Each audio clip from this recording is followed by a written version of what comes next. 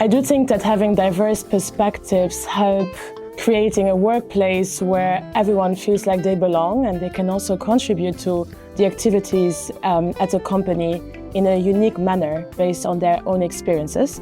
I do believe that diversity increases company performance. CVs that are anonymous come with a lot of opportunities because then you will not be judged on the way you look. At the same time, if I am honest with you, if I had to send in a CV, I would put my photos because, we are unique by the way we dress, by the way we express ourselves, and showing this uniqueness to our potential boss or to our potential partner is something that I value a lot. So I'm a bit mitigated. Yes, that's very important.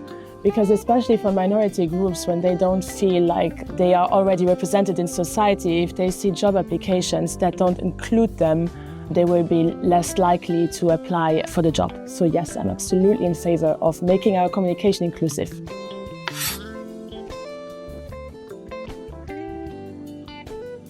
I think that to get rid of discrimination, or at least show allyship to things at work that are maybe unfair or discriminatory, it's important to take this person aside and talk to the person first before shaming the person in public, because it creates this sense of rejection, putting someone in the corner, and very often this actually radicalizes the thoughts of the person. We see this on social media, for instance. So I am really more in favor of taking someone out, talking to the person, and then maybe next time if we witness this discriminatory action again, say it, maybe show allyship to the person that is being discriminated against.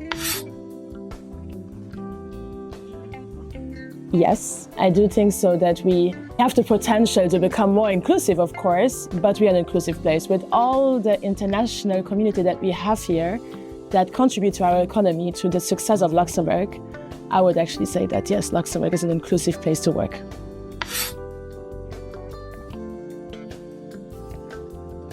The tips I would give to someone that is working in a toxic environment are first to look for allies at the workplace, or someone to reach out to and to talk about it.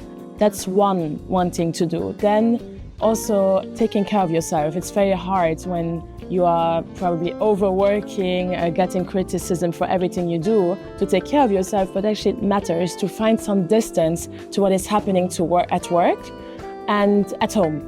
If you find this distance, it's easier to disconnect, and you will also easier find solutions for the situation you are currently in. It's important to talk to your loved ones when you experience a toxic environment. To me personally, I have experienced this already, and I kept it for myself so long. I haven't eaten well, I didn't sleep well, and when I started talking to my loved ones about it, they were actually trying to provide support for the current situation I was in. Something that also helps is mapping the problem.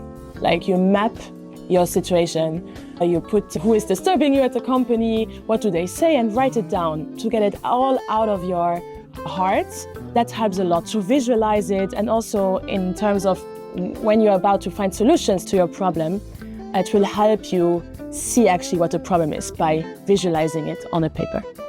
Something that helps a lot is meditation, breath work, because we tend to forget to breathe. Often I find myself in the car, even screaming, frustrated, crying. But by taking the breathing exercises that I did, and also the meditation that I do on a daily basis, it helps me calm down. When we control our breath, we also react to different unexpected events in a different way, in a better way.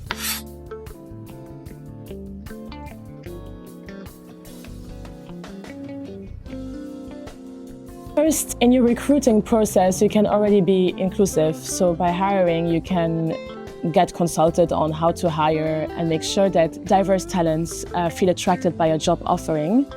I remember that there was one job application that I saw at the Obama Foundation that said even at the end that we know from statistics that women, people of color, would normally not feel attracted in applying for jobs like these, and they encourage these people to apply for the job. And that's great, because it makes you feel like you belong there. Because for someone that is especially young, that has never seen themselves represented in leadership positions that are nice, or that are, prestigious, it's harder to just apply for the job. So encouraging people from all walks of life to apply is one advice I would give.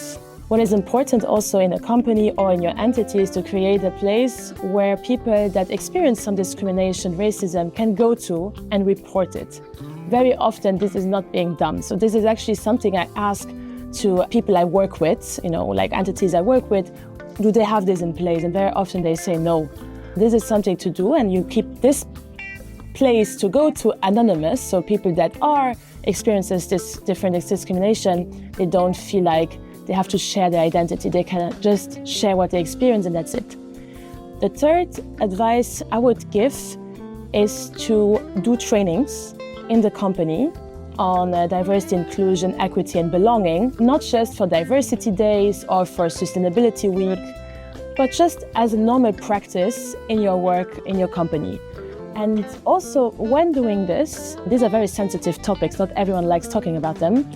Not bring many people in one room, but instead do small groups, encourage the discussion, showcase them that actually by improving their behaviors, everyone is doing better at the workplace, and it's okay to do mistakes, and it's also okay to learn from them. So that's also an advice I would give.